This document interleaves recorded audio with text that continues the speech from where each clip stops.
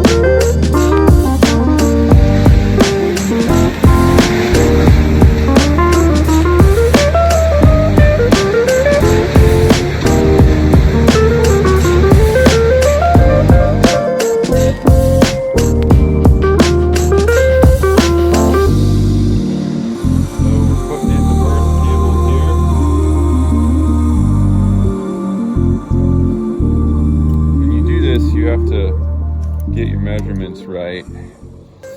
I redid this 3 times. I had to take my fid off 3 times and redo it because this distance here needs to be enough space that you're not girdling the tree. It's supposed to be like a 1.5 times the diameter from here to the back of here. So the diameter of the stem, that is. So it's nice that these stems are relatively close together, otherwise this could be a lot harder. But here's my center spoke.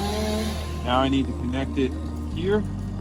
I don't want to do it out here because that would throw off that distance for the last stem. So I'm going to hold it out roughly to here, and I'm just going to kind of take my cable and I'm going to measure it. And by the way, this is what I was trying to talk about earlier. so that I don't have to guess on my measurements and cut them prior to entering the tree. I just have the whole 300 feet down there, and then that Wildcountry ropeman is holding it for me. Really nice. So anyways, we're gonna try to just guess enough to be able to do our braid. I think that this is gonna be it right around. Yeah. Once I've done my measurement, take my splicing scissors, and I cut it at an angle so that it'll go into that fit a little easier. Now, the first one, or the one that's like more important, is the one on the stem. So I'm gonna do that one first, and then splice into the ring. I can make it as tight as I need to. But with the stem, I cannot afford it to be super tight because that would girdle the stem. So I wanna start on the stem side and make sure that I have all the material that I need to leave enough space around the trunk. But and then when I come back to the ring side, if I'm like running short on material, it doesn't matter if I get it super tight on the ring. Anyway, so we go into our fid. Now before we go around the stem and splice back to itself, we want to incorporate this chafe sleeve. We're going to take our fid, we're going to go through that chafe sleeve. Just got to be careful not to drop everything.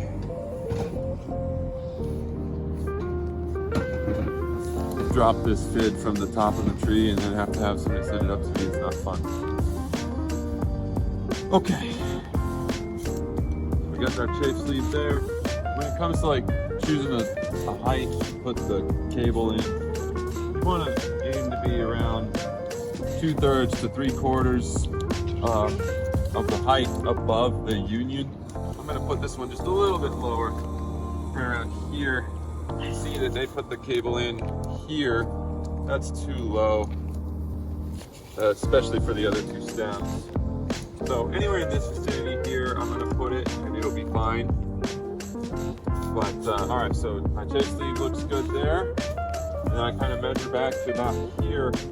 Want to make sure that I have some space in here so I'm not wrapping the trunk too tightly. And I want to kind of double check out here that everything's going to look good. Try not to split strands with the fid. There's like each one of these is made up of 2 strands. 1, 2, 3, 4. We're going to come to our ring. We're going to, again, we need to think about pulling it like out to here. So that's important. We don't want to just make it tight right away because it's not the spot that it needs to be at. Right around here should be what I measured. Should be a good spot. Let's pull this through. It's kind of bulged, which sucks. Makes it harder. The bulge there makes it harder to pull through, but luckily there's enough play in all this stuff that I can get it still.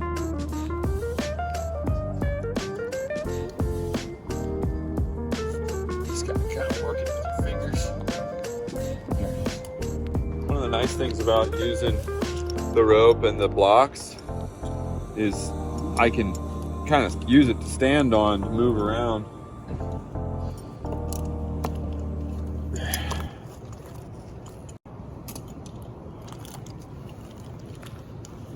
Just like, it's like having a little tree house. Our final, right around here. And I need to cut myself some more chafe sleeve.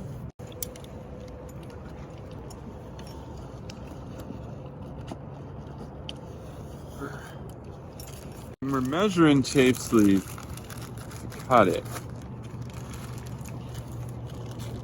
This is how I do it. Just wrap it around the stem that I want to, I wrap it around where I want to attach it.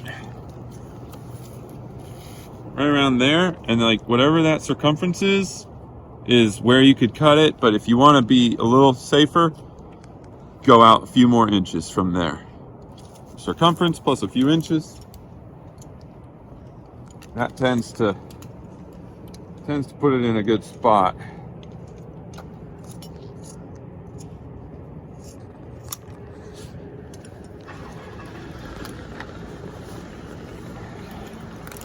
All right, now we're gonna take our last piece. So this time I don't have to even cut. I'm not even gonna cut it until I've done this first. That's a better way, actually, to not waste material.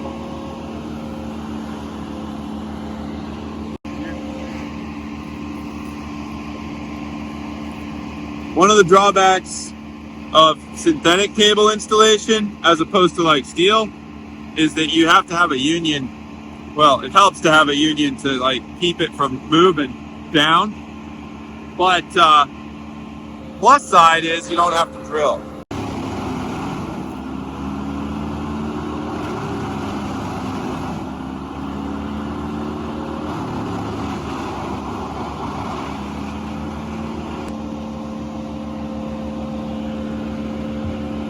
See, that's like splitting between strands. So I'm gonna pull this off, bump it over, and then go through.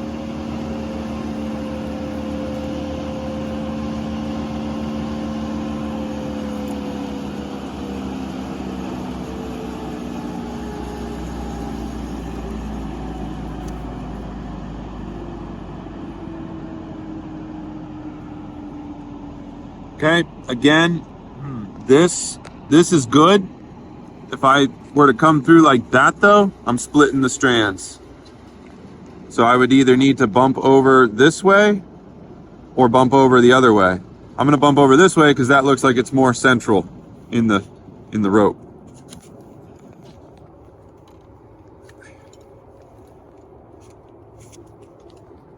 All right, one more, right? 1, 2, 3, no, that was 4, perfect. Another tip, keep it from unraveling while I'm tying that knot. Use tape. So this crew that did this, I was saying that with steel cable, you're supposed to drill through and then use like a wire stop or use like an eye bolt or something, an eye lag. No, not a lag, an eye bolt would be better. But anyway, you can see they didn't do it. They're doing kind of what we're doing with the dynamic cable, except they used like a rubber hose as a chafe sleeve. So, and also those eyes are pretty tight, you know. Those turnarounds are pretty tight. So maybe the tree grew since when it was done. I don't know, but that's why we want to have this nice and open so that it can grow and doesn't get close to being girdled like that. But steel cable is not supposed to wrap around the trunk. That is for dynamic cable. All right, here's our final measurement that we need to make. I'm gonna pull this up a little bit there, pull some slack for myself, make it easy. And I'm just gonna sort of fold this back. Now again, we have all these stems under tension, so they're all being pulled together, which is imperative because I would not be able to splice this if it were under tension. So they're all under a little bit of tension. I just need to pull myself enough of this that I can put a final good termination in it, and then we're gonna release the GRCS and we're gonna see where it's at. And we're gonna go into there. Be careful not to get your finger trapped in this thing. It's Yale basket carrier fid or whatever it's called. It's an expensive little fid, but I love it. Makes it so much easier. When this thing is done, we don't want it to be like super taut. So I'm not gonna like get this as tight as I possibly can. I'm gonna have a little bit of slack in there because the idea is to hold the stems together, but not hold them under constant tension. You might be wondering, why do a spoke pattern in this case between 3 stems? We could box them in to each other, but then we'd need one splice here, one splice there, then another splice here, another splice there, then another splice there, and another splice there. And so this way we're wrapping the trunk only 3 times as opposed to 6 times because they're coming back to a common point. The less we wrap the trunk with dynamic cable, the better, for sure. So that's something to think about. I'm gonna need a guy on the ground to release the GRCS here in a second. What I can do, even though this is a triple stem situation, is I can kind of gauge how tight I want to make this last one by them releasing tension, and then I can just kind of watch it here, and if it looks good, then we'll keep it here. If I need to make an adjustment, I can make that adjustment. Go ahead, release. Okay, so he's going to release the tension. Stems are going to separate. This cable is going to go ahead, release it all the way. I just want to see what it looks like here. All right, sweet. Yeah, that's not bad.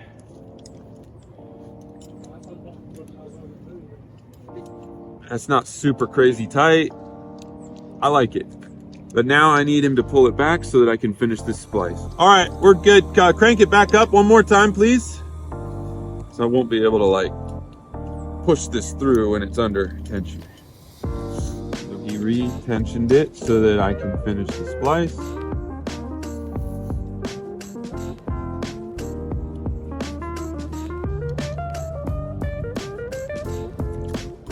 Okay, that's it. Get my tape ready. Then the last step will be to use some bolt cutters and cut this old cable out. That was a figure 8 stopper knot right there. That just keeps it from ever totally backing out all the way. Okay, it's good. Now I'm gonna take these bolt cutters and I'm gonna cut this old one out. Hopefully this will work. No, that's what I didn't think about bringing an angle grinder. Normally I don't bring an angle grinder unless I'm like doing steel cable. So it totally slipped my mind. Oh, dang it. Yeah, go ahead. Keep going all the way.